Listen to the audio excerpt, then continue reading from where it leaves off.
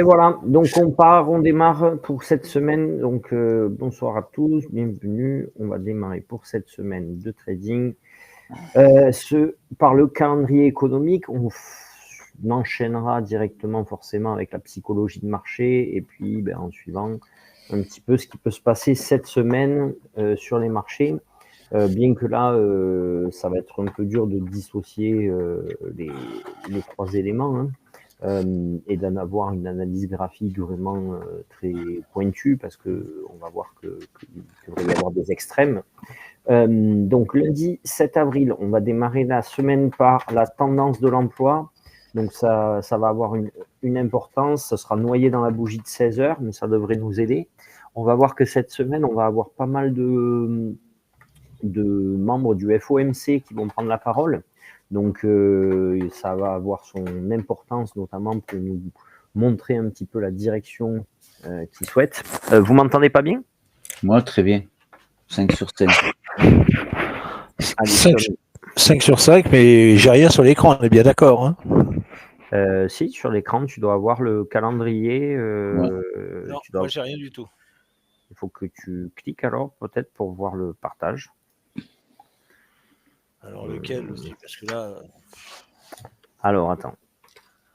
Je vais me reconnecter chez toi. Alors, accepte là, si tu veux. Pas de problème.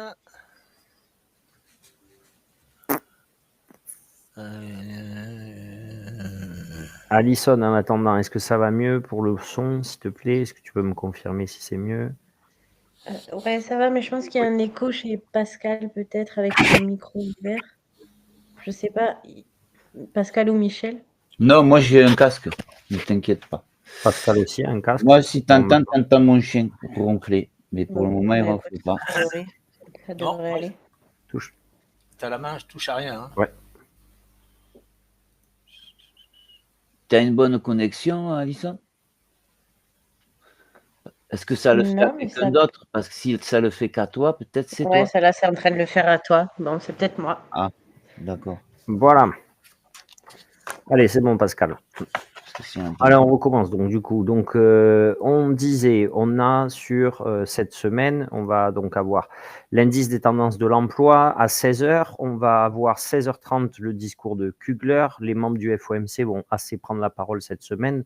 Et tant mieux, parce qu'on a besoin de savoir un petit peu ce à quoi ils pensent. Petit pourquoi on a besoin de savoir, mais voilà, hein, si vous jetez juste un petit coup d'œil ici, vous allez vite comprendre pourquoi on a besoin de savoir ce à quoi ils pensent. Moins 6 sur le S&P 500, moins 5,30 sur le CAC 40, forcément, moins 5 sur le Dow, pareil, moins 5 sur le Nasdaq.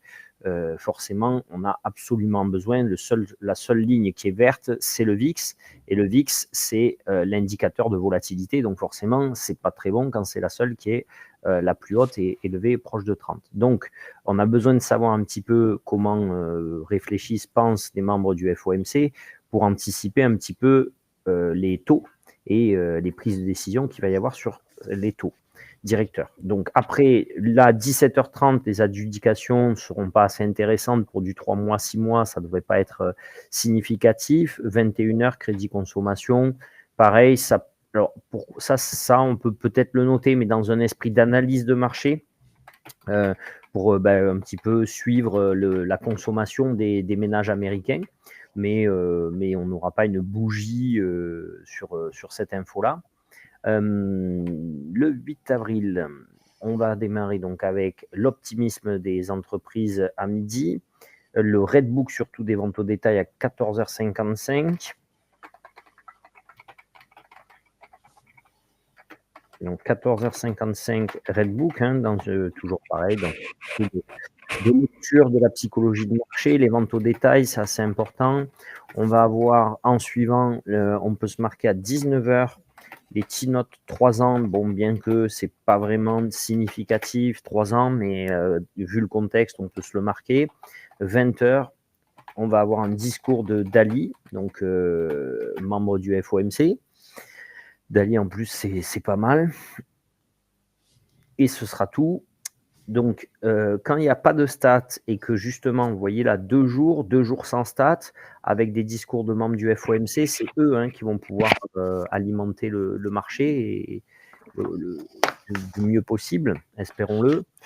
On va avoir en suivant mercredi les taux hypothécaires 30 ans à 13 heures. Donc ça, je le surveille assez fortement parce que c'est très intéressant de voir un petit peu le taux, dans quelle fourchette il évolue et si lui aussi on pouvait espérer le voir baisser, ce serait top. On va donc après, on a une baisse des taux des prix immobiliers. Ok, ce sera à peu près tout normalement ce jour-là parce que on aura en soirée une très grosse news. Donc voilà, on va avoir 18h30. On peut se marquer, même 17h, ça on va se le marquer aussi. Bon, bien que. Mais alors, on peut se marquer là le PSCI de Reuters, parce que Reuters, c'est un peu comme Bloomberg, c'est une entreprise de sondage, et donc ils vont nous donner un indice des primaires de confiance des consommateurs. Donc c'est assez important. Pour le mois d'avril, donc 17h, ça devrait, le marché, vu qu'il n'y a rien en plus à se mettre sous la dent avant, il devrait pouvoir être en place, enfin réagir à la news de Reuters, et ce serait dommage d'être en place sur la bougie 17h sans se l'être marqué. On va avoir 18h30 Barkin en discours.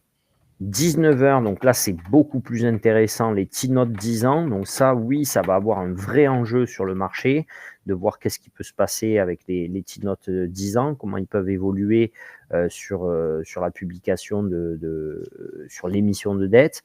Et à 20h, les minutes de la Fed. Donc les minutes de la Fed, c'est le compte-rendu de la réunion de la Fed, c'est tout ce qui s'est dit dans la dernière réunion de la Fed, indépendamment, État par État, membre du FOMC par membre du FOMC, comment ils ont voté, qu'est-ce qu'ils ont dit, qu'est-ce qu'ils auraient souhaité, et avant, en plus de la décision de Powell. Donc ça nous permet d'être vraiment dans le contenu de chaque membre de la Fed, de chaque Fed indépendante, pouvoir comprendre quelle est leur crainte, quel est leur ressenti, et qu'est-ce que eux ils espéraient de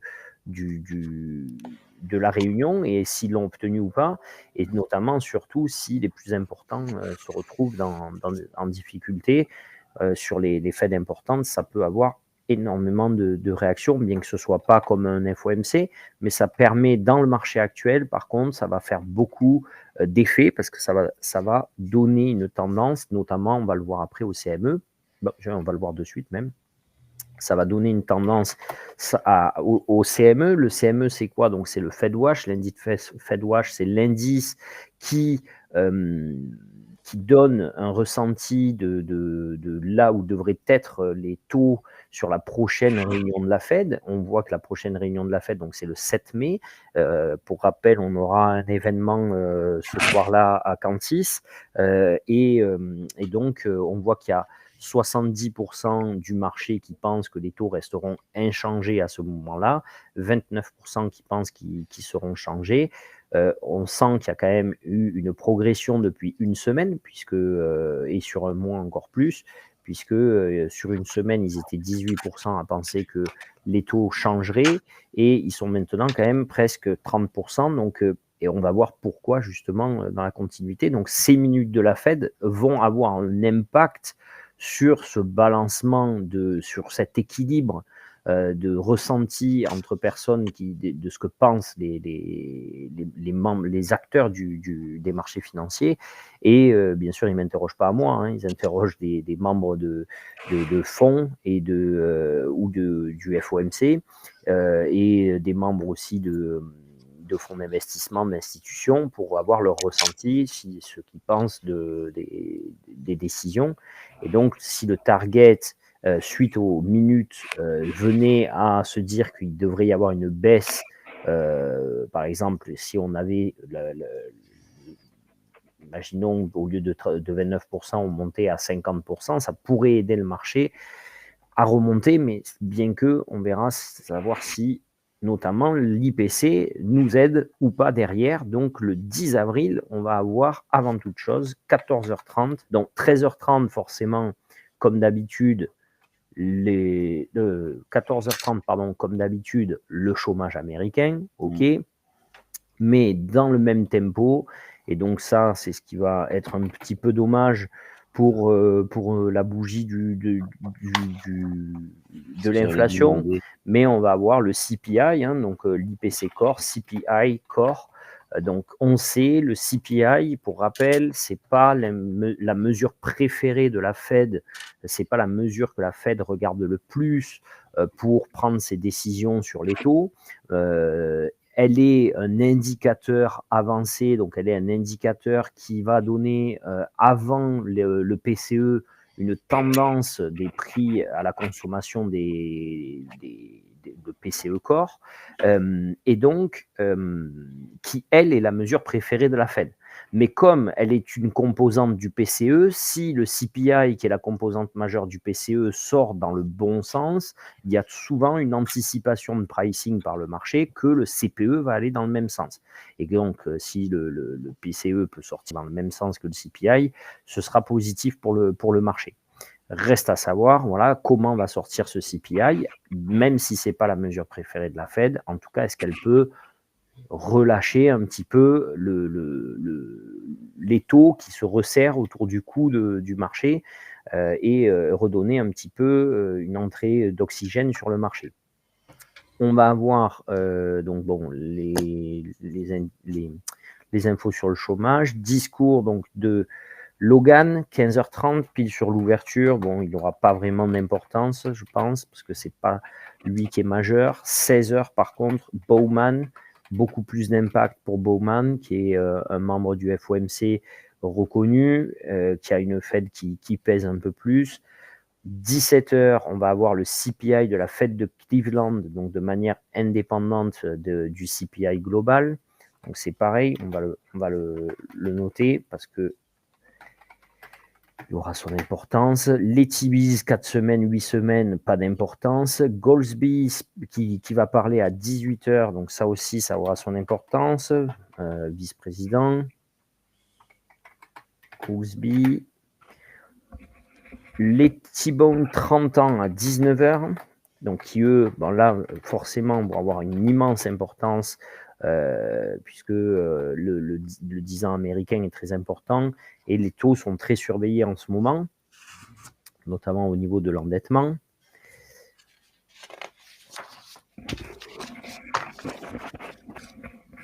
Ça fait que la bougie, là, elle ira dans plein de sens. Elle ne va pas aller dans un sens.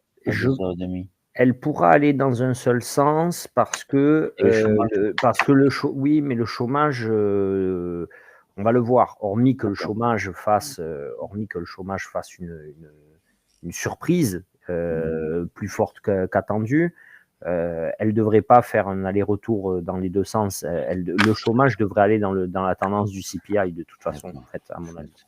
Voilà. C'est surtout ça qui devrait l'aider, mais tout à fait, si le chômage sort surprenant, elle peut aller dans deux sens différents. Le 11 avril, pour finir, donc du coup, on aura les prix à la production à 14h30. C'est rare, souvent on a normalement le salaire moyen, mais là il ne sort pas. Donc prix à la production, ça doit être la semaine prochaine, alors qu'on aura le salaire moyen. Prix à la production, on va avoir les indices à 16h, les indices Michigan.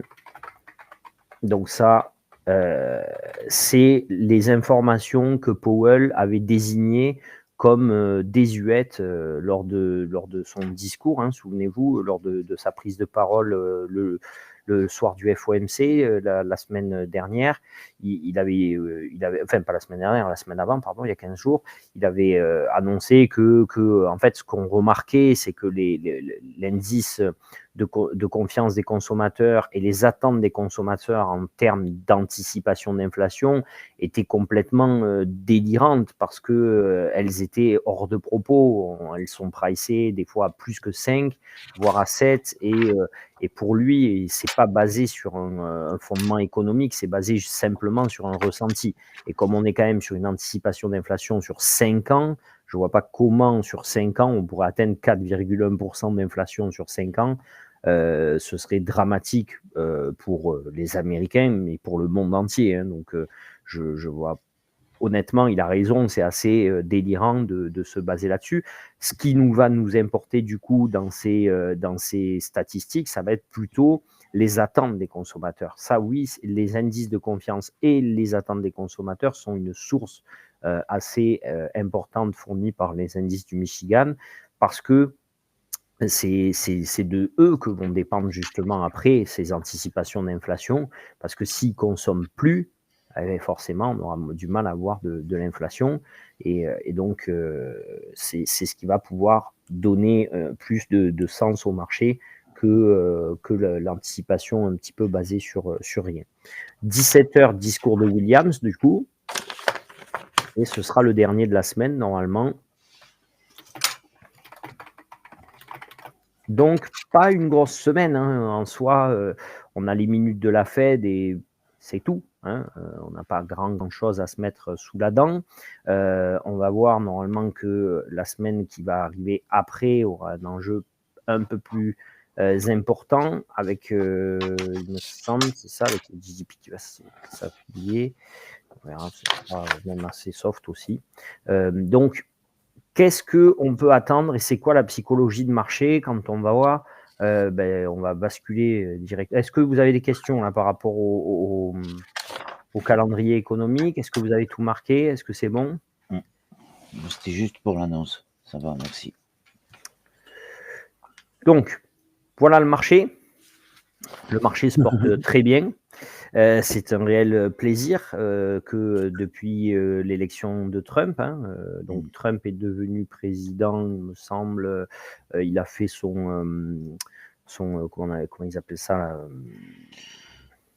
Investiture. Son investiture, voilà, merci. Tout à fait. Son investiture, exactement au mois de janvier, normalement. Si je ne me trompe pas, vers le fin janvier. Donc 20 janvier, on était exactement, donc regardez, tic, on était là, en haut, ici, 22 000 points. Hein.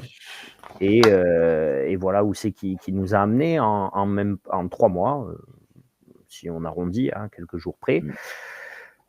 Pourquoi c'est surtout moi, ce que je veux regarder le plus, surtout, c'est cette droite-là, c'est cette pression baissière-là qui est assez forte et qui est assez vraiment verticale. On a voulu croire au moment de la Fed et à d'autres moments à un rebond ou surtout à une latéralisation, à une forme horizontale d'accumulation un peu plus pour le marché. On a voulu croire à une stabilisation à la fin de la baisse. Hein. On avait eu une belle dégringolade déjà. Ça y est, on est rentré en bear market, on est rentré en marché baissier. On a officiellement perdu sur la semaine plus de 10%, hein, donc c'est dur de faire pire. Mais je m'attends à pire sur des minutes. dès minuit.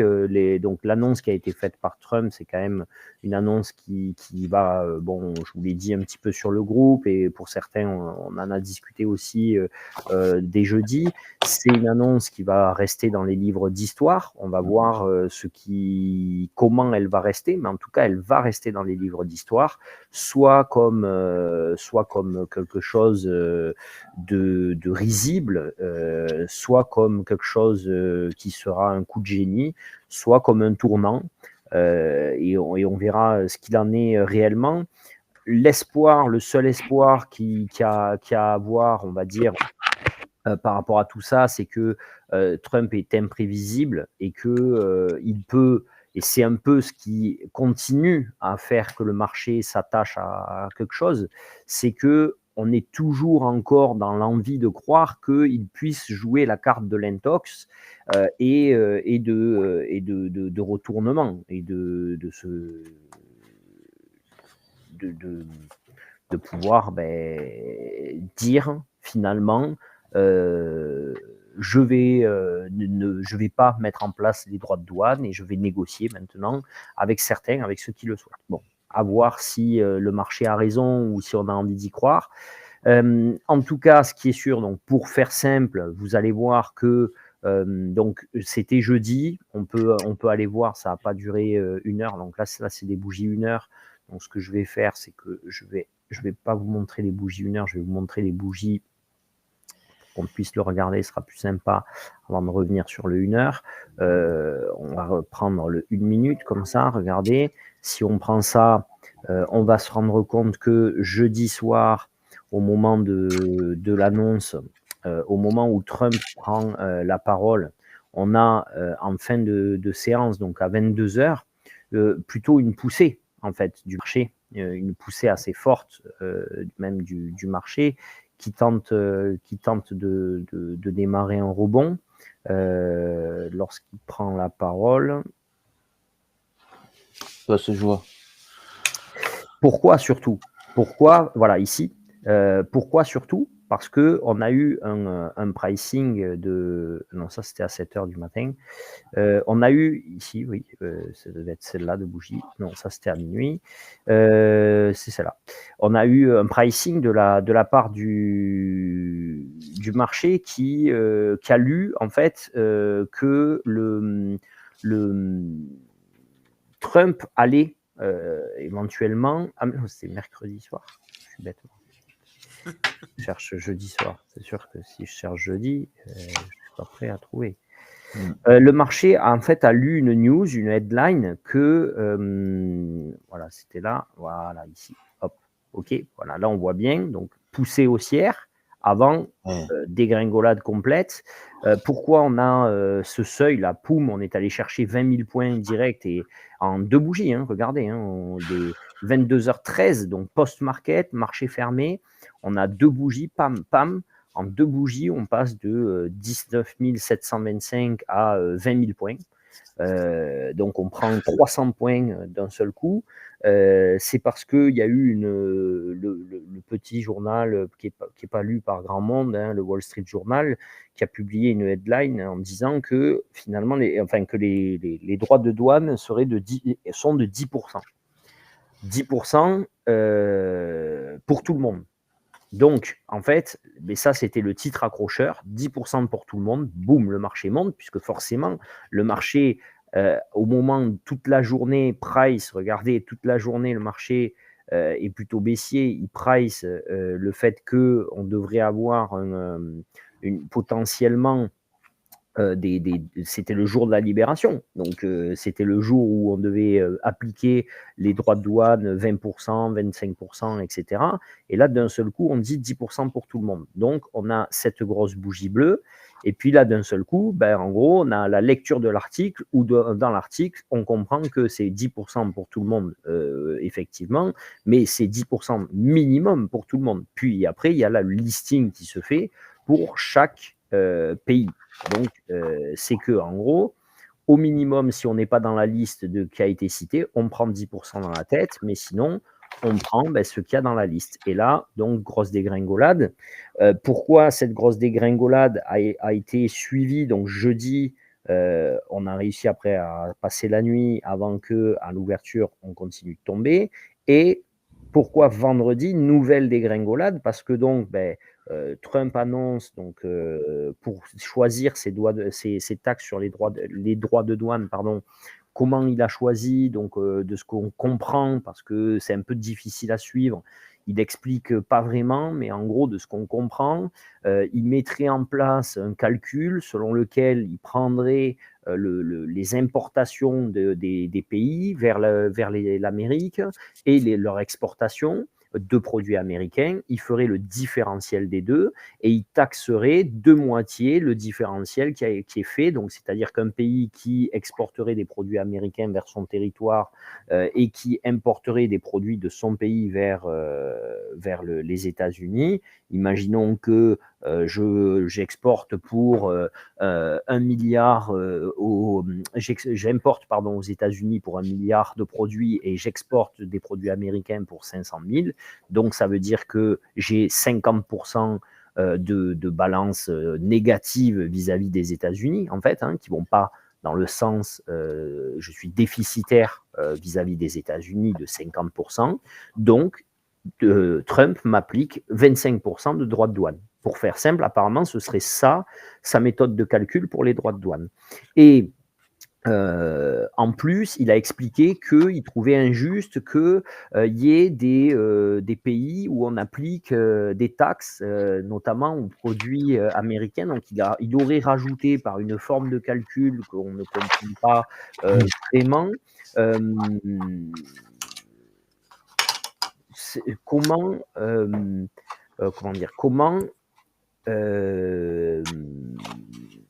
il expliquait, pardon, j'avais reçu un message. Il expliquait donc qu'il a rajouté dans sa formule de calcul que certains pays, en plus, les produits américains qui arrivent sont taxés et, par exemple, il prend dans les taxes qui sont appliquées la TVA, par exemple. La TVA, donc la TVA est appliquée, normalement elle est appliquée aussi jusqu'à, hormis que moi personnellement on ne m'ait pas mis au courant, mais elle est appliquée aussi aux produits français qui sont fabriqués en France et vendus sur le sol français. Donc, tous les produits sont taxés de TVA et pas que en France, dans tous les pays du monde. Donc c'est un peu surprenant de venir prendre en compte comme comparaison de taxes, la TVA, qui est un impôt en fait qui va se diluer sur tous les produits. Donc, lui, il considère que un produit américain qui vient d'Amérique, qui a déjà payé des droits de douane, est en plus taxé avec la TVA.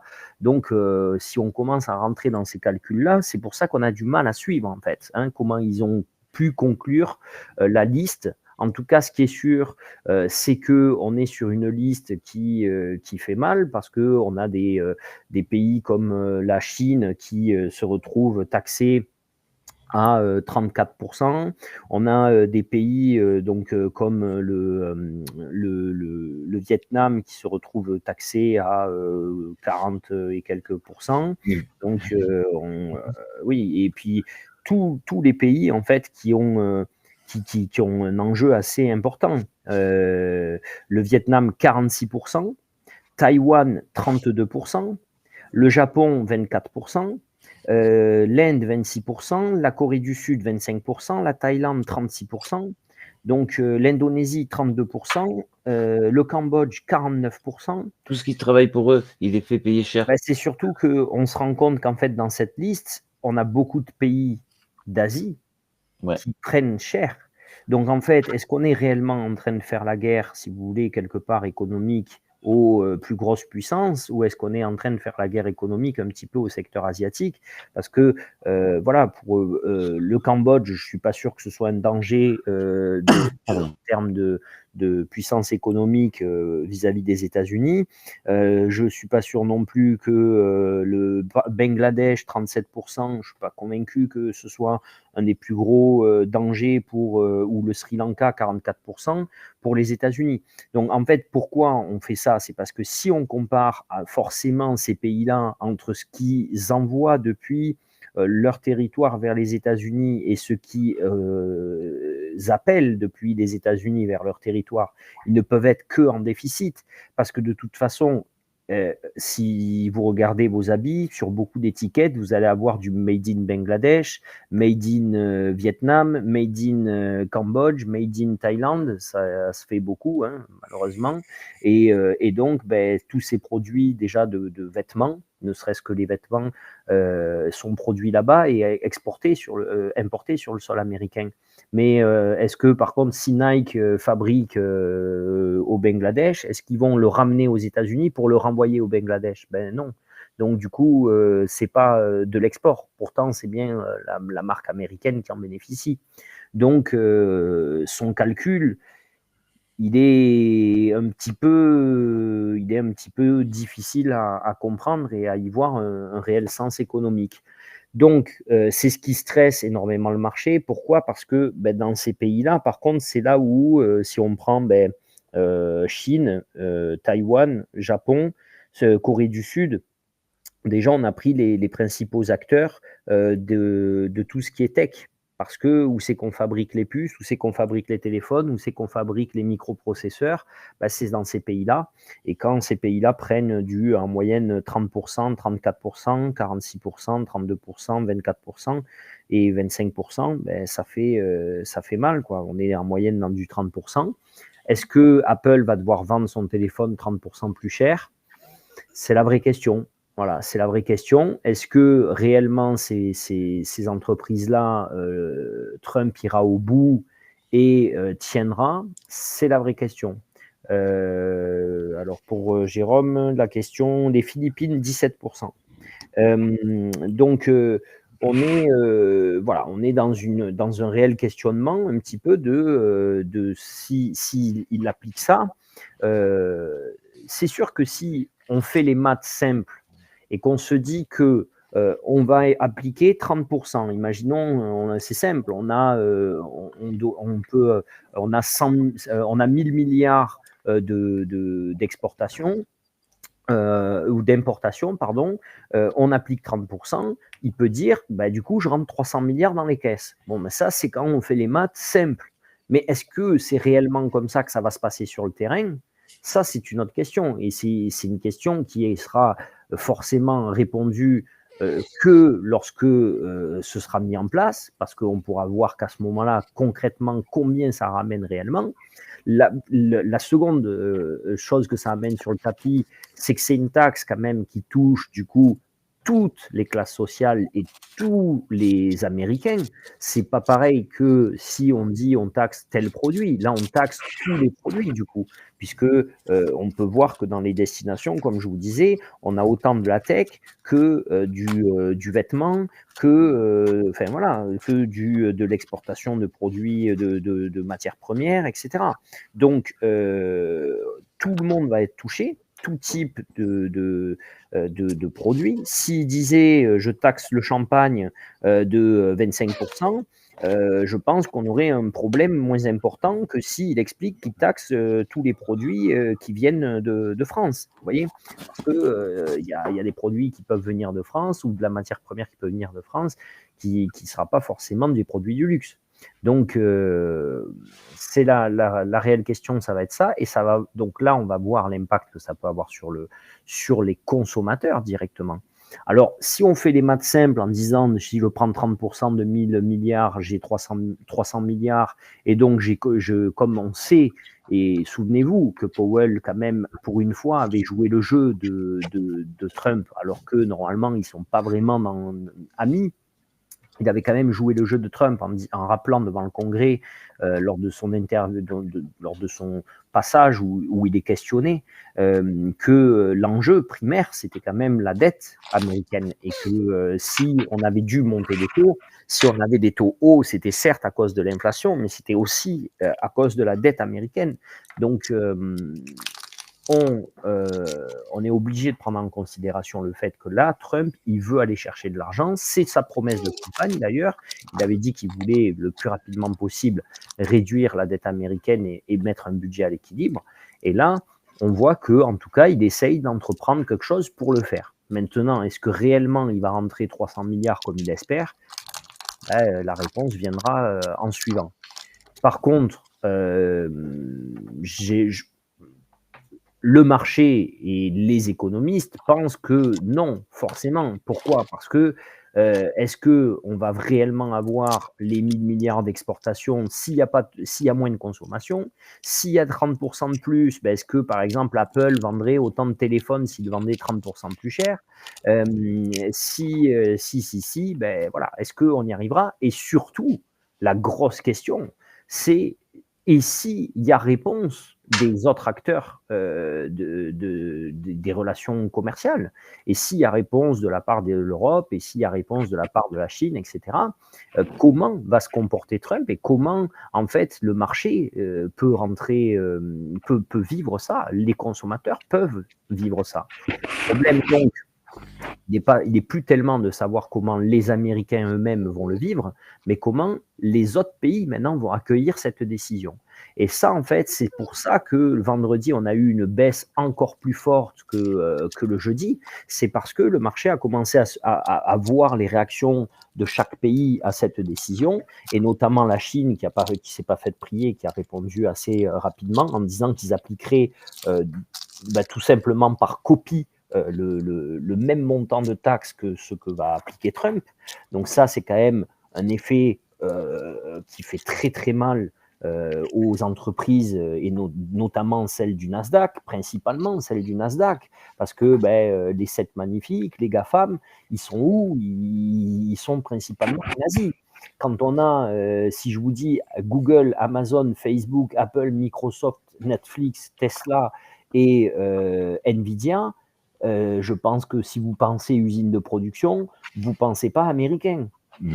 D'accord? Donc, si ces usines de production-là sont en Chine ou dans d'autres pays asiatiques et qu'il y a une application de la réciprocité de taxes vis-à-vis de ces pays, comment on fait? La Chine, c'est 60 millions de personnes qui, chaque année, normalement, basculent dans la classe moyenne de consommation. Si ces 60 millions de personnes doivent acheter un téléphone Apple 30% plus cher, je ne suis pas sûr qu'elles finissent par acheter du Apple. Si Apple est taxé à 30% dans ces pays-là par réciprocité, comment il fait? Comment il fait pour sortir du bénéfice? C'est du bluff. Oui, pour l'instant, c'est du bluff. Si c'est vraiment ce qui se met en place, nous, pour l'instant, on est obligé de le voir comme ça. On est obligé de voir ce qui se passe. Et donc, le marché, il est obligé d'être prévenant et il vaut mieux pour lui qu'il fasse cette chute-là. Voilà. Qu'est-ce que tu disais, pardon? Tu dis son but, c'est de faire venir les entreprises aux États-Unis.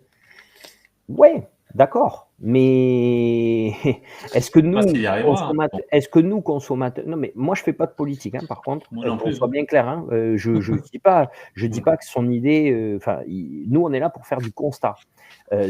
Qu'est-ce qu'on constate? On constate qu'il y a une réciprocité qui va devoir s'appliquer. On en pense ce qu'on veut, mais c'est un fait. Et ça, par contre, qu'est-ce que ça va avoir comme impact? Comment va pouvoir vivre une entreprise comme Microsoft face à ça? Comment va pouvoir vivre une entreprise comme Apple face à ça? Surtout comme Nvidia. Nvidia, fleuron leader de l'IA.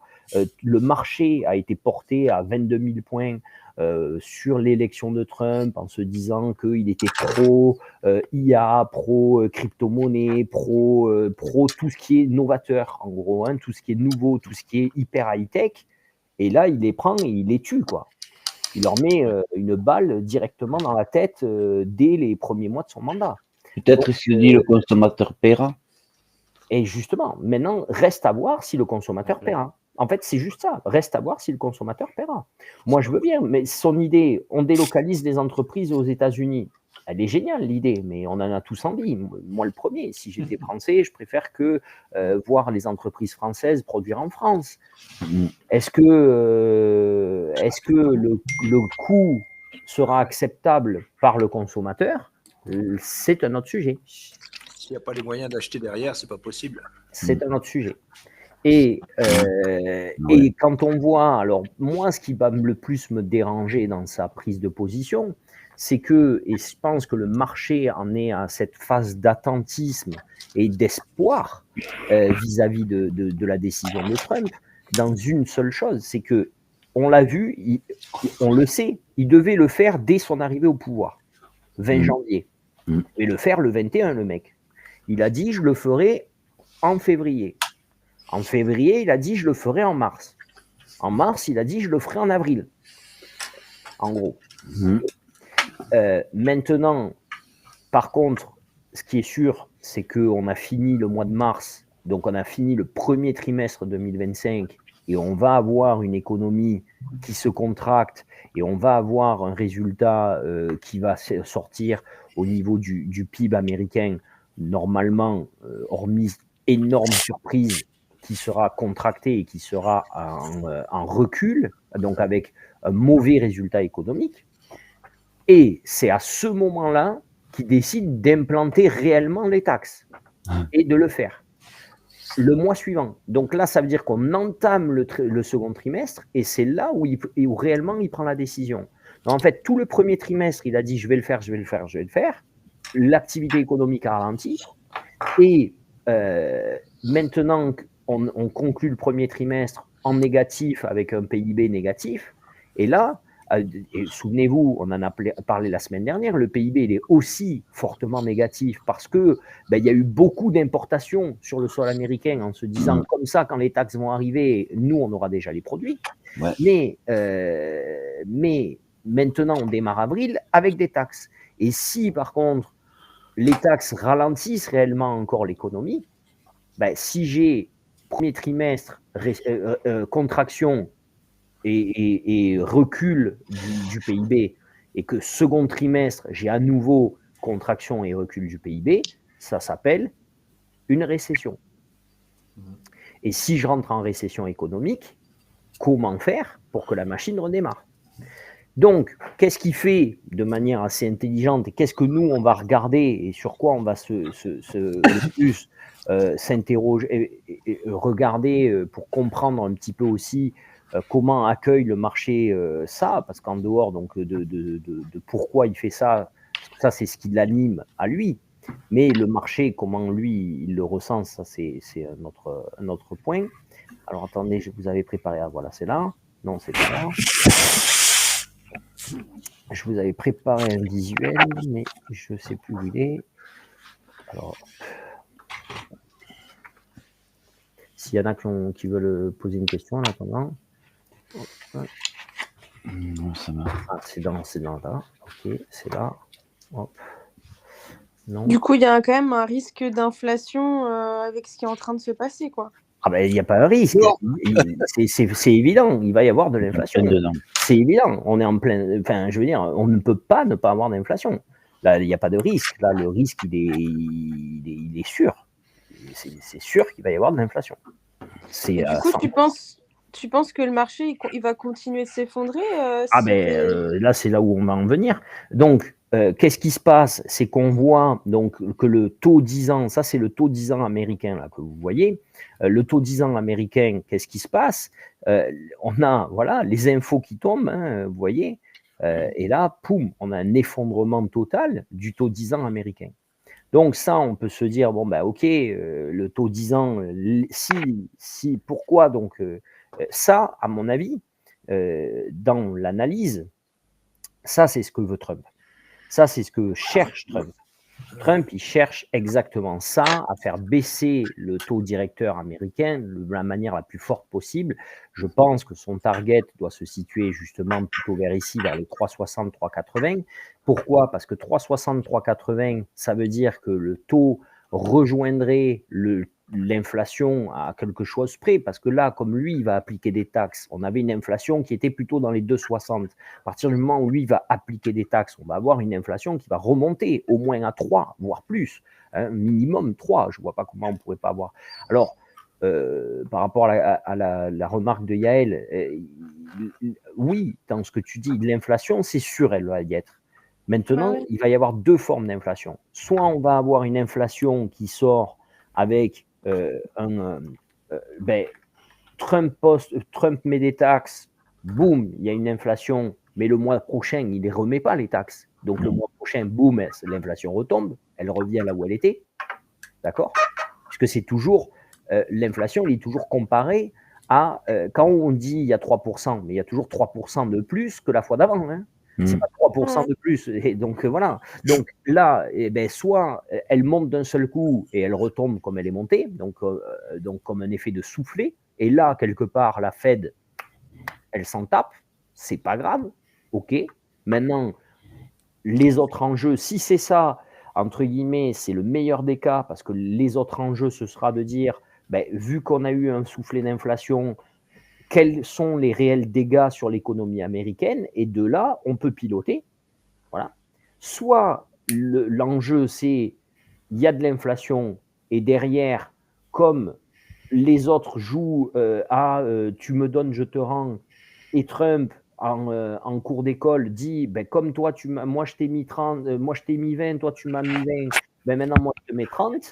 Donc du coup, lui il va mettre 30, puis Trump il dira moi je te mets 35, et puis le mec il mettra 35, et puis Trump il dira je te mets 40, et où c'est que ça s'arrête? Et donc c'est ça la réelle question. Parce que si c'est ça, ça veut dire que là, pour un soufflet d'inflation, boum, je monte, et le mois prochain c'est terminé. On est parti pour un coup je monte à 30, le mois prochain je monte à 35, le mois prochain je monte à 40. Et donc j'ai une dynamique inflationniste qui se crée. J'achète plus rien. Et là, c'est pas pareil d'avoir une dynamique d'inflation ou d'avoir juste un soufflet d'inflation. Ça, voilà. Ça, là, la politique monétaire ne peut pas être la même. Et quand on voit le 10 ans américain, donc le taux 10 ans américain, c'est quoi? C'est le taux auquel emprunte l'État. Hein. L'État, c'est un ménage. L'État, lui, qu'est-ce qu'il fait? Il va emprunter sur les marchés financiers pour payer sa dette. Okay, et Trump, on sait que son cheval de bataille depuis le début de son mandat, on l'a vu avec le fameux Doge de Musk, c'est de dire la dette, on va la réduire. Si la dette, ils empruntent à 4,80 et s'ils empruntent à 3,80 ou à 3,60, vous doutez bien que c'est plus facile de rembourser et d'écraser la dette quand on emprunte à 3,60 que quand on emprunte à 4,80. Et plus elle va baisser, et plus ce sera facile à rembourser. Hein, pour souvenir, si vous regardez vers le moment du Covid, ils empruntaient, ça leur faisait gagner de l'argent d'emprunter de la dette, hein, aux Américains. Ouais. Donc, si vous voulez, c'est vachement plus simple pour eux, plus ça va se réduire. Alors, le seul intérêt qu'on peut imaginer pour Trump, c'est celui-là. Moi, je ne peux pas en voir d'autres. Parce que quand il est en train, sinon, de tuer l'économie telle qu'on la connaissait jusqu'à maintenant. C'est-à-dire qu'en gros, pourquoi je dis que ça sera dans les livres d'histoire, c'est parce qu'on a si je vous dis capitalisme, vous pensez statue de la liberté, drapeau américain, normalement, enfin le rêve américain. Non, on est tous d'accord là-dessus. Hein, normalement, ça fait depuis maintenant presque 100 ans que les Américains ont récupéré après la Seconde Guerre mondiale l'Occident, et c'est eux qui ont gagné la guerre froide et qui du coup font rêver le monde et donc le capitalisme. Si je vous dis capitalisme, on pense Amérique. Et lui, il a dit quoi? Il a dit, moi en fait, le capitalisme, quelque part, le monde global qui va m'acheter des produits, mais qui va importer des produits, qui va faire venir ces produits chez moi, mais qui n'a pas forcément besoin de mes produits en retour, j'en veux plus. En gros, c'est ça qui nous dit. Cette économie-là, j'en veux plus. Donc c'est la fin de la globalisation, quoi, en fait. C'est la fin du capitalisme mondial. C'est la fin d'un monde de libre-échange, en fait. Ou de l'hégémonie américaine.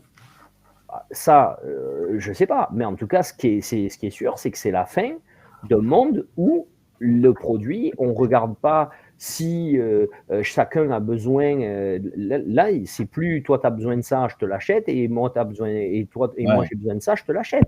C'est si tu fais pas avec toi. On n'entend pas. Pascal. On n'entend plus. Pascal, Oui. tu respires trop proche du micro. Donc, on en vient à si tu ne peux pas faire autant de commerce que ce que moi je fais avec toi, Ouais, tu vas payer des taxes ou je te veux pas. D'accord. Donc, comment faire? Donc, c'est bien mettre à plat le système, le monde tel qu'on le connaît. Ouais. Voilà. Donc, c'est pour ça, en fait, hein, c'est là-dessus qu'on dit que ça change le modèle économique mondial. Hein, si maintient le cap. Et c'est là où on verra. Et donc, pourquoi il pourrait faire ça? À part pour faire baisser, disons que le seul point positif dans ces décisions-là, au niveau purement économique, dans l'immédiat, c'est ça. D'accord. Pardon, PIB? C'est le taux d'intérêt américain. Oui, c'est le taux d'intérêt américain sur 10 ans. C'est le seul avantage économique qu'il peut avoir. Parce que son PIB, il est en train de l'exploser au sol. Ses échanges commerciaux et ses relations commerciales, n'en parlons pas. Donc, le seul avantage, il est là. Il est dans ses taux d'emprunt. Pourquoi? Parce que ça veut dire qu'on est en train de voir, quand on a un taux, souvenez-vous, on en avait parlé il y a à peu près maintenant un mois hein, de ça, quand on a un taux, je crois qu'on était par là quand on en a parlé, quand on a un taux qui baisse, un taux d'emprunt qui baisse et des marchés financiers qui entament la baisse, ça veut dire que le taux d'emprunt ne baisse pas parce que l'économie, elle va pas bien. Ça veut dire que le taux d'emprunt, il baisse parce que les actions sont délaissées à faveur des obligations. Et donc, comme je ne veux plus avoir d'actions parce que le rendement d'action, il n'est pas garanti, mais l'aversion au risque, souvenez-vous, on disait qu'il y avait un risk off, on avait dit, c'était le terme économique, le risk off, c'est-à-dire que je sors mes actions par rapport au risque qu'il y a et je les prête à l'État américain parce que je considère que par contre, l'État américain, il est plus fiable que le reste du monde. Et si plus on va être nombreux à vouloir prêter à l'État américain, ben moins il va emprunter cher. On est d'accord. Pourquoi il emprunte à 4,80 ici? Ben parce que, en fait, si je te dis, t'achètes du Tesla et tu fais plus 25% sur l'année parce que le Nasdaq, il fait plus 30 ou tu prêtes au marché américain à 4,80, enfin au marché, au gouvernement américain, à l'État américain à 4,80, qu'est-ce que tu fais? Ben, tu vas prendre à 15%. Hein. Voilà. Par contre, si tu commences à avoir des doutes sur la santé des entreprises et que tu commences à avoir des doutes sur leur potentiel à vendre à l'international, s'il y a des réciprocités de taxes et de libre-échange, et que par contre, tu peux prêter au gouvernement américain pour 5%, il vaut mieux même avoir 3 que rien du tout, ou que moins de 3. Donc, tu vas prêter à 3, il n'y a pas de problème. Voilà. Parce que qu'est-ce qui s'est passé pendant le Covid? Le Covid, les entreprises étaient fermées. Une entreprise qui fait 0 de chiffre, elle ne peut pas dégager du dividende. Hein, parce qu'à la base, nous, si on vient sur les marchés financiers acheter des actions, c'est aussi pour avoir du dividende, pour avoir du résultat et pour prendre de la participation pour que la valeur, l'action, elle vale plus cher demain. Si l'entreprise, elle est fermée parce qu'il y a un confinement, elle va avoir du mal à valoir plus cher demain. Parce qu'elle va avoir du mal à générer du chiffre d'affaires, donc du bénéfice. Donc, du coup, qu'est-ce qui s'est passé? Tout le monde s'est dit, moi, je préfère aller prêter à l'État américain. Et donc, l'État américain, il s'endettait et les gens lui donnaient de l'argent pour qu'il s'endette. On en était arrivé à un truc paradoxal que ça. Okay. Pour protéger, quelque part, son argent. Donc, ça, c'est le seul point positif qu'on peut voir à ce qui se fait actuellement dans le comportement de Trump. Et l'autre effet qu'il faut prendre en considération, qui est assez important dans la vision de Trump, qui est un peu délicate, ça va être l'euro-dollar, le cours de l'euro-dollar, comment bouge l'euro-dollar. Je voulais d'ailleurs, je voulais me mettre en... c'est pas grave. Voilà, quand on a un euro-dollar, vous voyez, au moins, là, si on le prend même sur 6 mois, bon, là, sur Boursorama, c'est pas ouf. Attendez, je vais vous le mettre ailleurs. Investing. Voilà.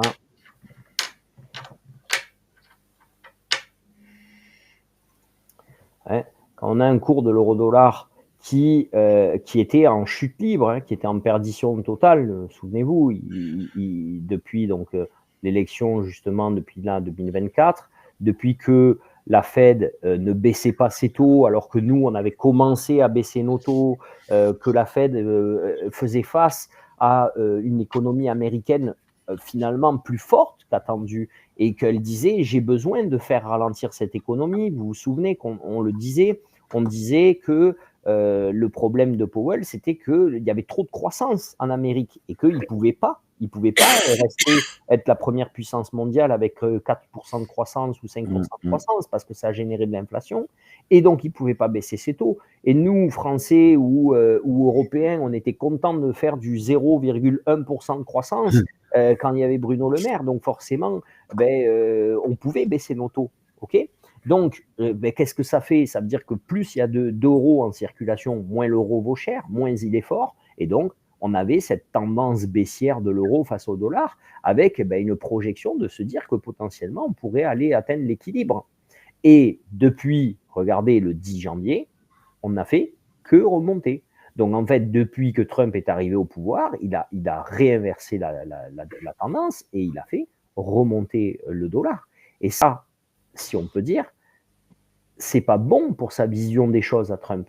Parce que si, et même pour la Fed, parce que si, quand la France ou l'Europe met une taxe équivalente, donc par exemple, si nous, ils nous taxent à 20% l'Europe, si l'Europe met une taxe de 20% sur les produits américains en retour, mais que l'évolution de sa monnaie compense la taxe, mais nous, en fait, ça va pas nous faire mal. Puisque avant, quand on payait 100, on avait un produit, maintenant, il faudrait le payer 120, mais 120 de chez nous, ça correspond à encore plus de dollars, puisque le dollar, il est affaibli. Est-ce que c'est clair, ça, pour tout le monde? C'est assez évident.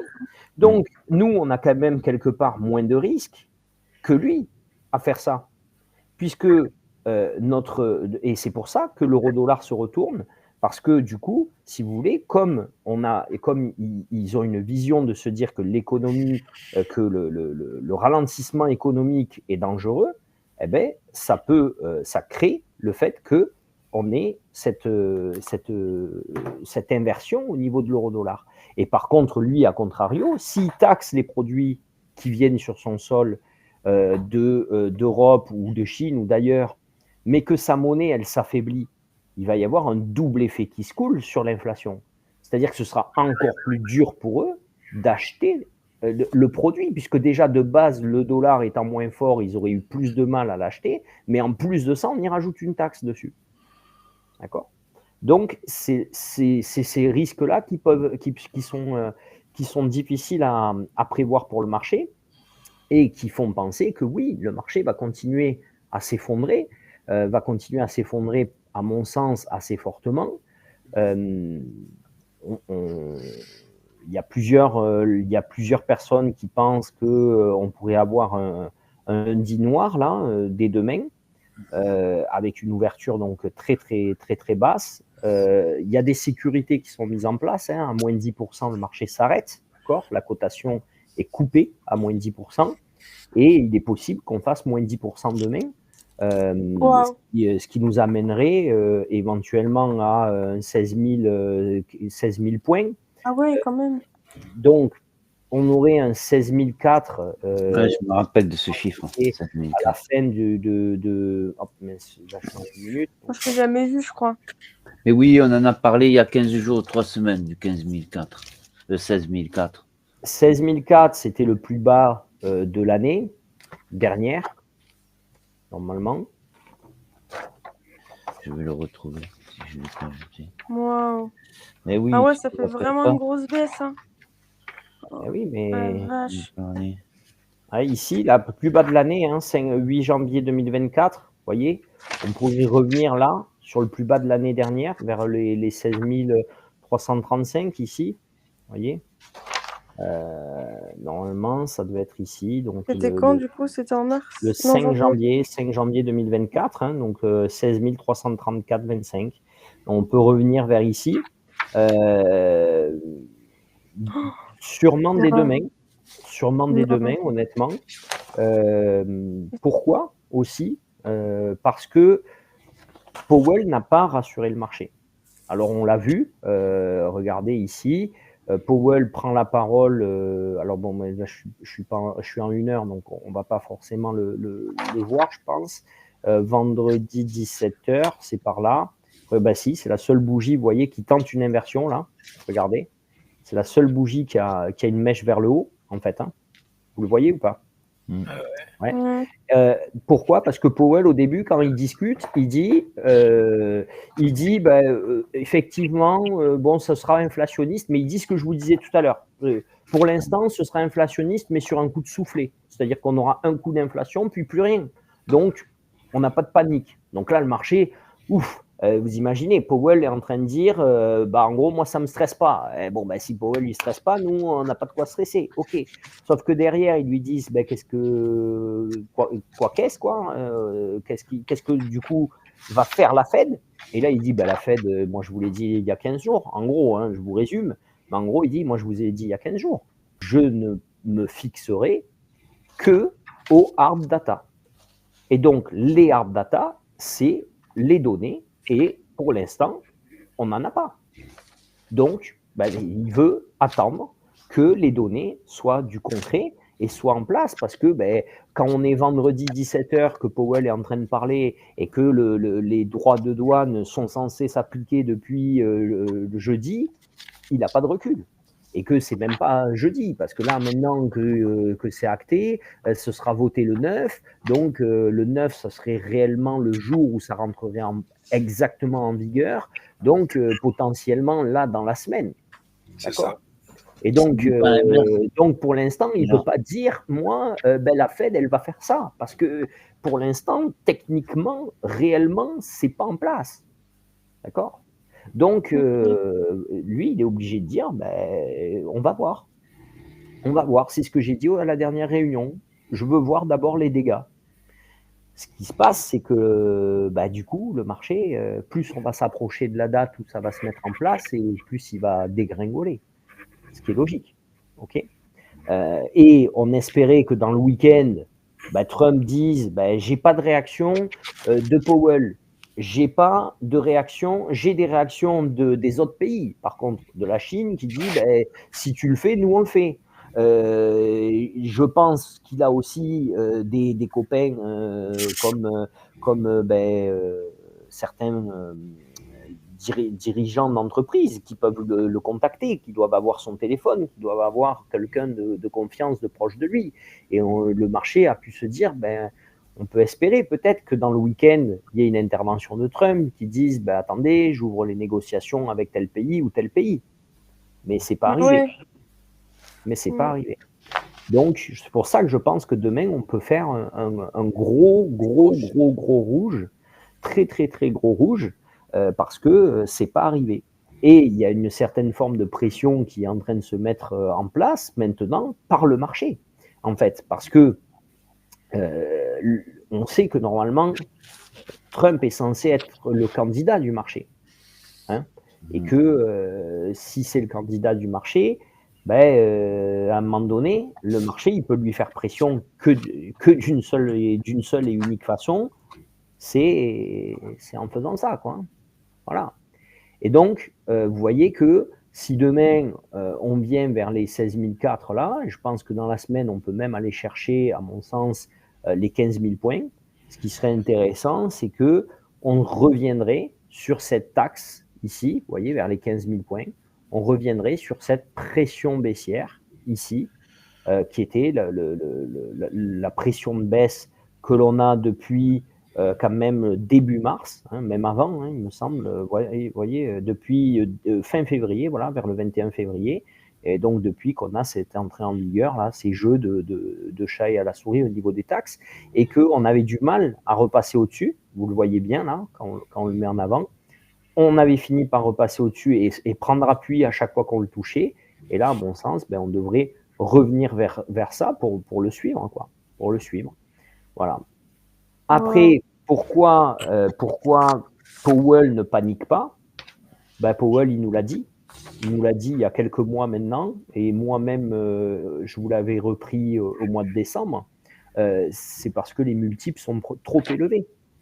Les sociétés sont en surchauffe. Elles sont achetées de manière beaucoup trop importante.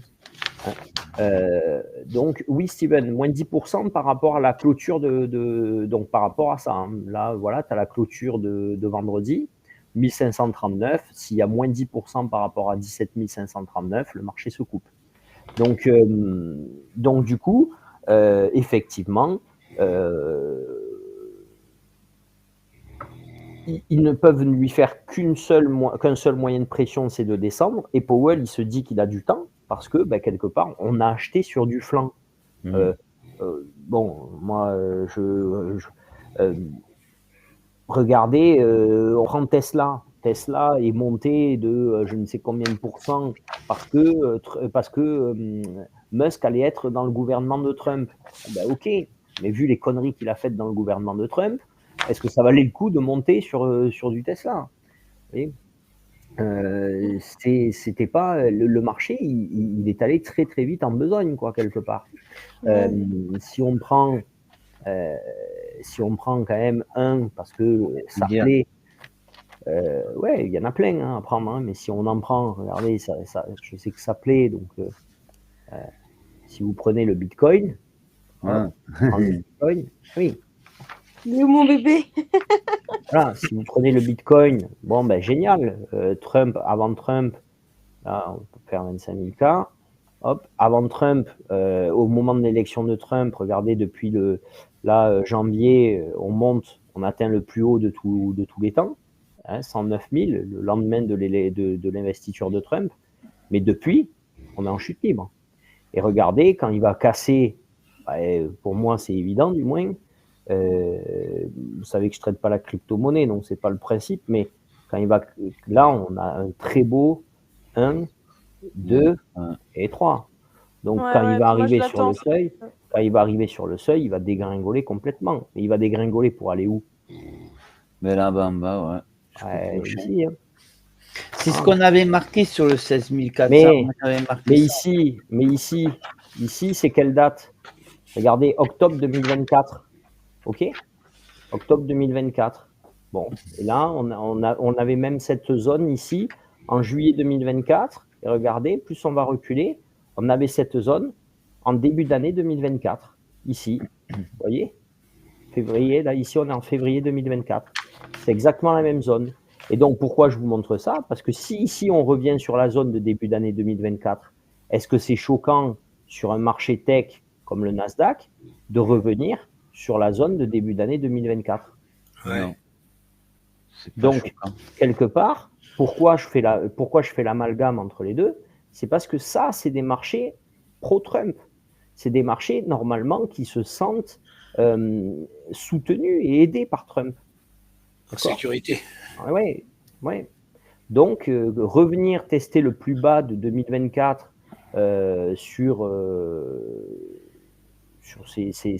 comme, entre guillemets, pourrait être le Bitcoin en même temps que le Nasdaq, ce serait pas déconnant. Et en plus, regardez, souvenez-vous, on avait dit... Hein, oui, corrélé. Tous les marchés sont corrélés, mais encore plus que d'autres. Et là, on a bien pareil, 1, 2 et 3. Mais ouais, parce qu'on est dans le marché d'inversion, là, j'avais écrit, moi. Si on casse 18 500, comment sera considéré un marché d'inversion? Si on casse 18 500, target 16 400. Voilà. Si on cassait 18 500, et on l'a bien vu, regardez, c'était l'analyse, donc tu fais bien d'en parler. C'est ce qu'on avait dit c'est ce qu'on avait dit la dernière fois. Regardez, on avait dit si on casse 18 500, on rentrera dans un marché baissier, un bear market. Et regardez là, ici, quand on a touché 18 500, 18 500, il est là, regardez. Hop. Là, vous devez le voir sur mon écran. Hop, voilà. Quand on a touché 18 500, là, c'est 503. Regardez qu'est-ce qu'il a fait le marché. La seule bougie bleue qu'on a là, au milieu de tout ça, c'est 18 500. Voilà. Et tout le reste, après, on est allé complètement à la cave. On n'a jamais eu de après. C'est ce qu'on avait marqué il y a pas Ça longtemps. marchait très bien, mais derrière, on est allé à la cave. Et pour moi, la cave, elle est pas, on est loin d'avoir touché le fond de la cave. Voilà. Wow. Target 16,4, on avait mis. Et Oui, tiens, comme je vous l'ai dit tout à l'heure, Pas très voilà, à la vente. Hein. si on fait l'euro-dollar, hein, regardez les tendances d'euro-dollar. Voilà, ça c'est l'euro-dollar avant Trump, ok. Et ça c'est l'euro-dollar depuis Trump. Voilà. Bon, ben donc, super. okay. Donc, c'est pas du tout. Et donc, tout ça pour dire qu'on est vraiment en train, selon moi, plus que de dire juste le marché il s'effondre, c'est que oui, le marché il s'effondre parce qu'il y a une inversion il y a un changement d'investissement. Il y a un changement d'investissement. C'est-à-dire que cet argent-là qu'on a en action, on le prend, on le fout en obligation. On le prend, on le fout en forex, on le fout en PIB, on le fout en sécurité, on le met ailleurs. Et ça, on peut le voir aussi. Pourquoi ? On peut le voir sur autre chose. Tiens, juste sur un autre point.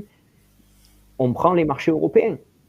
Voilà les marchés européens. Bon, forcément, les marchés européens, avec les taxes, ils ont pris une douille aussi.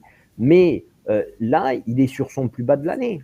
Le marché, là, il somme encore son plus bas de l'année. Vous voyez ? Il est revenu à son seuil de début d'année. OK ?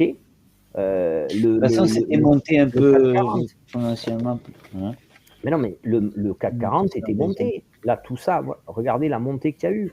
Si vous prenez le DAX, vous prenez le mini DAX, voilà, bon, certes, il vient de descendre, OK, mais regardez, il est même pas encore sur son plus bas annuel, des 20 000 points. D'accord ? Donc, le marché européen, pour l'instant, se comporte beaucoup mieux que le marché américain. D'accord ? Qui, lui, a déjà rejoint son plus bas de août 2024. OK ? Nous, sur le marché américain, ça fait longtemps qu'on l'a décroché, le plus bas de l'année 2025. Hein. Le début d'année 2025, on avait fait en plus bas 20 760 points. Donc, on est 3000 points plus bas. Ouais, mais il était monté comme un bot sans trop de raison. Qui ? Le marché américain. Quel marché ? Américain. Quand il était à 23 000. Ce qui est sûr, c'est que les Américains, depuis le début de l'année, ils sont au plus bas, ils sont en train de créer des plus bas, et que les marchés européens, eux, ne font que, pour l'instant, revenir proche du plus bas. Mais ils sont toujours plus hauts. C'est-à-dire que si tu es détenteur depuis le 1er janvier 2025 d'une action européenne, tu es toujours en bénéfice. D'accord, oui. Et oui. Alors que si tu es détenteur d'un contrat Nasdaq depuis le 1er janvier 2025, tu es rouge. Ouais, je n'avais pas vu comme ça. Et oui. Donc, ça veut bien dire qu'il y a un changement de fonds, de là où on met les fonds. On prend les fonds et on les met ailleurs. C'est ça qui doit surprendre. Parce que ce n'est pas quelque chose de fréquent. Normalement, les Américains ont toujours un marché qui produit plus que les Européens. Hein, ce n'est pas le marché européen qui tire vers le haut le monde financier. Hein, donc,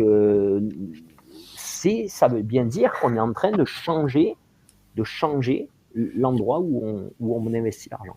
Et ça renforce l'idée qu'on puisse revenir vers ces 15 000 points très rapidement. Voilà. Sachant qu'il peut y avoir un effet de panique qui peut aller très vite aussi. Hein. Plus on va s'approcher du 9, plus le marché il va descendre. Donc en gros, si vous n'avez pas de questions, on va essayer d'identifier les zones pour pas tomber dans le trap. Est-ce que il va falloir se mettre à la vente ? Ah ben, il y a des chances. Hein. Oui, là, la on ne peut pas faire autrement. Ah, moi, vendredi, à coup de 480, tellement ça marchait bien.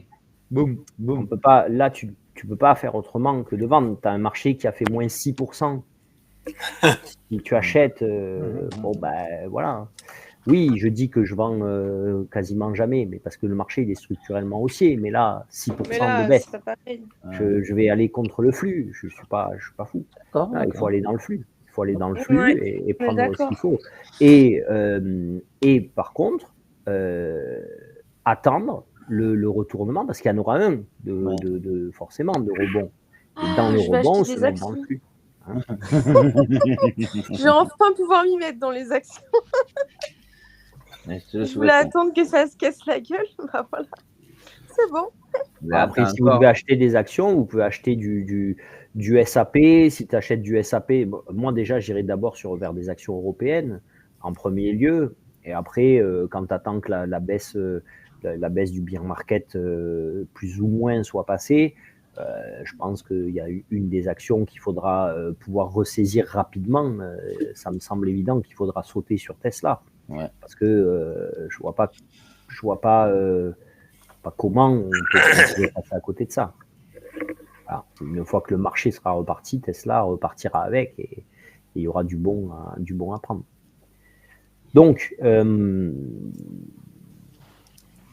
ce qu'on peut viser, c'est un marché, donc lundi, donc comme je vous ai dit, 16 004, qui pour moi, on voit bien en plus que c'est le S3M. Donc là, c'est peut-être quand on va s'approcher du 16 450, 16 425, je vais arrêter de vendre le marché. Je vais me dire que c'est le moment où il peut faire un rebond, tout simplement. Donc, 16 400. Après, s'il casse les 16 400, pour moi, ce sera assez rapidement une direction très rapide vers la cave. Donc, avant les 16 400, il y aura 17 000 à franchir quand même, puisqu'on voit là, c'était ici, vous voyez ici que c'était un seuil quand même, ici une fois, ici aussi, d'accord. Donc ce 17 000 là, il sera pas facile à casser là. 17 150, vous voyez, il sera pas facile à casser. Et si on le casse, là, 16 400 très très vite. Et si on casse 16 400, 16 000 très très vite aussi. Voilà. Donc c'est bien s'il casse 50, là, 150, là, de descendre avec lui. C'est bien.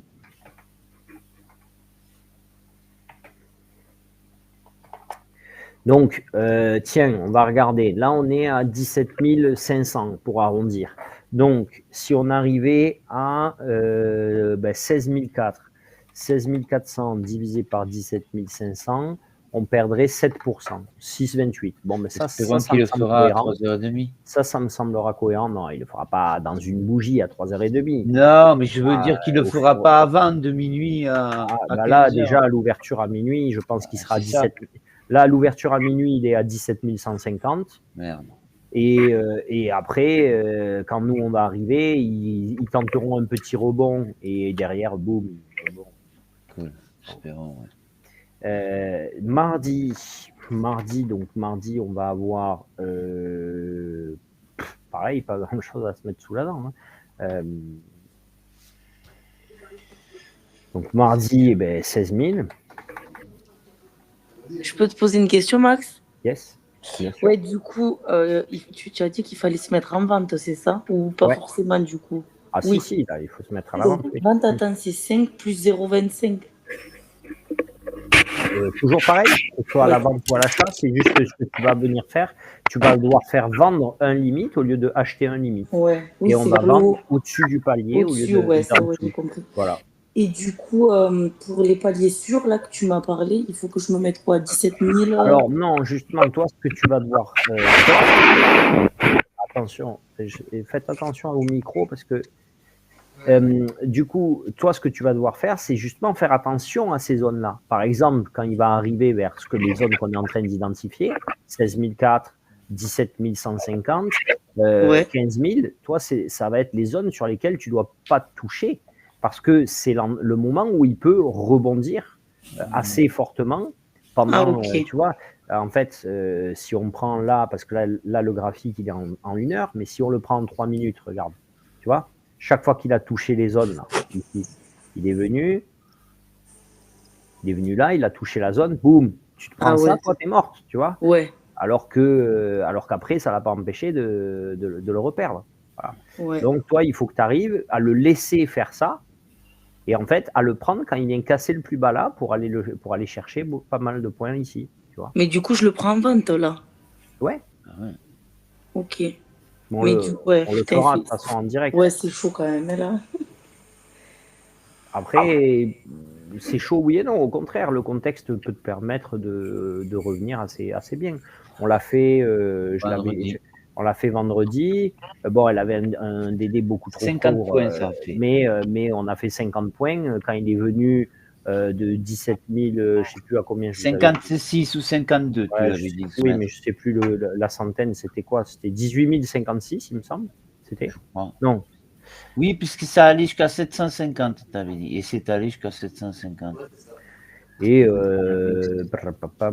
ouais, mais ça, c'était quoi que vous avez fait ça? C'était parce qu'il y avait une annonce? Je sais plus où c'est que c'était, mais j'étais allé sur Discord et je leur ai dit s'il casse, tu le mets à la vente à 0,56 et il va au moins aller, il me semblait que c'était à 18 000, je crois. Donc, et il a fait, et j'ai dit il va faire 18 000 et après il va faire 750 et il l'a fait en ligne droite. Ouais. Boum, sans rebond. Et donc, ça c'est top pour toi, tu vois.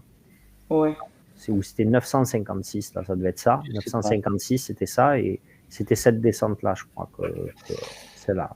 C'était pour Aurélia. Parce que, donc, si tu rentres, toi, si tu rentres là, si tu rentres là au moment de la cassure, tu es gagnant tout le long. Ah ouais. Bon, t'as pas besoin d'aller faire 600 points. Hein, là, il y avait un trade de 100 ou 200 points, tu n'en avais pas besoin d'autant. Hein. Ah non, mais moi, je veux juste un trade. Hein. J'ai fait 2 fois 25 points, moi. À 480, ça me donnait. Avec la Simu. Hein, oui, en plus, avec le PA, il ne faut pas que je fasse trop. Hein. Oui, c'est pour ça. Oui. Tu le fais tranquillement. Tu fais déjà. De toute façon, si déjà tu fais 25 points, ça te redonnera du lest. Hein. Ça te redonnera du DD. Et après, tu refais 25 points ou 10 points à coup de 10 points. Oui, à moins 900. Donc, moi, j'ai 600 de DD. Ben voilà. 600 de DD, c'est largement récupérable. Hein. Oui, c'est pour ça qu'on a stoppé. On s'est dit, allez, on se pose une semaine. Là, t'inquiète pas. Bon, allez, j'espère. Donc voilà. Donc du coup, lundi 16 004 pour moi. Mardi en point haut 16 004.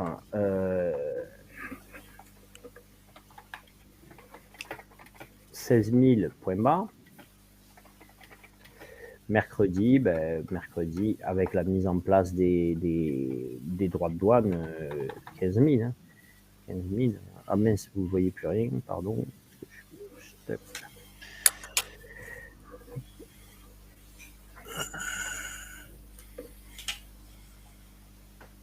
ça me permet de voir que j'ai des petites crottes là.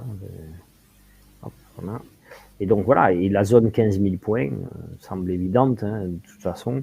Ça nous ferait perdre finalement sur la semaine. On est, j'ai dit, à 17 500. Ça nous ferait perdre 14% sur la semaine, hein, ce qui n'est pas hyper déconnant. On vient de perdre 6% vendredi, 5% jeudi. Donc, c'est loin d'être déconnant. Voilà. Tant que là, ça va dans un sens, on reviendrait finalement sur cette droite pression baissière. Et là, quiz de jeudi, le CPI. Et déjà, là, on devrait avoir moins de stress. Parce que quelque part, quand on va revenir vers les 15 000 points, bon, on commencera à avoir des actions qui sont pas si mal pricées que ça.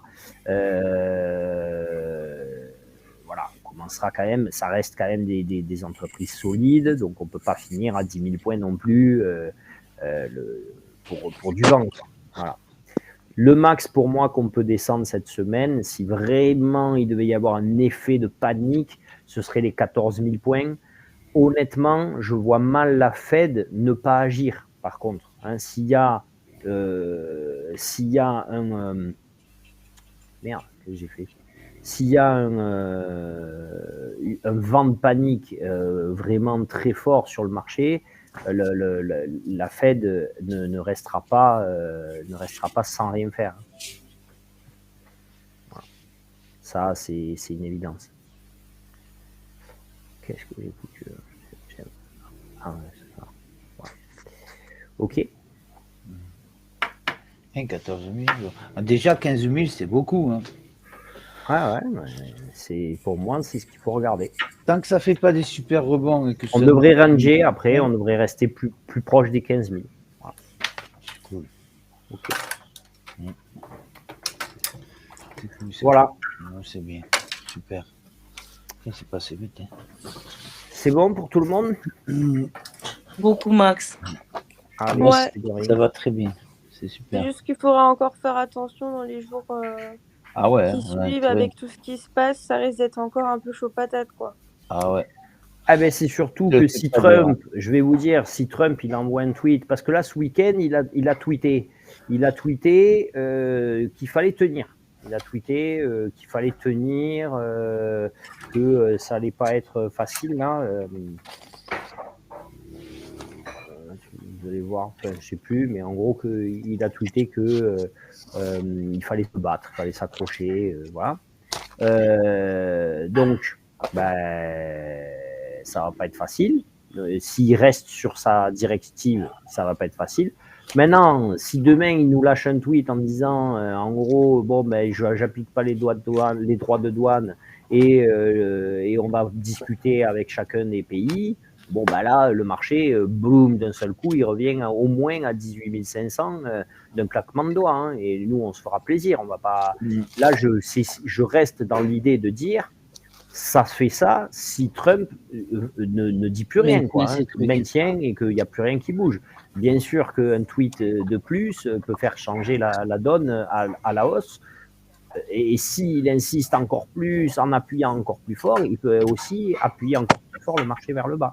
Voilà. Mais pour l'instant, dans l'état actuel des choses et dans sa vision, ça doit faire ça. Ok. Voilà. Ok. Bon. Ok, chef. Allez, écoutez. Faire attention demain. Et la semaine aussi. C'est du bluff de la part de Trump. Écoute, j'ai bien peur que non. Donc, voilà. Ok. Ouais, pour moi, c'est un coup de bluff de qui est la plus grosse, quoi. Ouais, mais si c'est qui a la plus grosse, c'est pas un coup de bluff, justement. Ouais. Le coup de bluff, c'est quand tu le fais pas. Là, il semblerait que tu vas le faire. Donc, pour montrer que c'est lui qui a la plus grosse. Oui, justement. Voilà. Donc, peu importe, l'important pour nous, c'est que ça aille dans un sens pendant longtemps, l'après-midi, et que ça se retourne pas, et puis voilà, hein. Ça c'est chouette. Hein. C'est important qu'on ait qu'un seul sens. Si à la baisse, tant mieux. Si c'est à la montée, tant mieux, quoi. Tout ce qu'on veut, c'est. Il faut se dire que tout ce qui descend de là, ils peuvent les réavoir à la hausse plus tard. Donc c'est ce qui est cool pour nous aussi. Oui, s'il fait un petit tweet, on repart à 18 500 en ligne droite, c'est très très bien. On va pas s'en plaindre. Voilà. Ok. Bon, super. Ok. Bon, à demain. Hein. Allez, bonne soirée. Merci beaucoup. Bonne soirée. Ciao. Bye bye. Bonne soirée. Ciao à tous.